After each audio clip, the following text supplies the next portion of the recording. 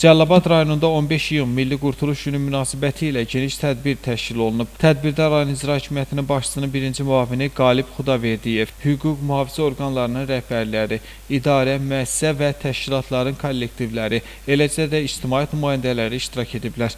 Tədbir iştirakçıları əvvəlcə ümummilli lider Heydər Əliyevin abidəsini ziyarət edərək önünə tərcül dəstələri düzüblər. Daha sonra Heydər Əliyev mərkəzinə toplaşan iştirakçılar burada Ulu Öndərin həyat və fəaliyyətini əks etdirən, o cümlədən 15 iyun Milli Qurtuluş Gününə həsr olunmuş foto sərgilərlə tanış olublar. Çıxış edən Cəlilabad rayon icra hakimiyyətinin başçısının birinci müavini Qalib Xudaverdiyev qeyd edib ki, 1993-cü ilin məhz bu günü xalqın təkidi ilə hakimiyyətə qayıdan Heydər Əliyev Azərbaycanı vətəndaş qarşıdurması, iqtisadi tənəzzül və siyasi böhrandan xilas edərək sabitliyin, inkişafın əsasını qoydu. Sonda tədbir Lənkəran Astara Regional Mədəniyyət İdarəsinin Cəlilabad rayonu üzrə mədəniyyət nümayəndəliyinin solistlərinin ifasında konsert proqramı ilə davam etdirildi. Qurban Vidadioğlu, İlqar Mustafayev, Bugün informasiya proqramı üçün.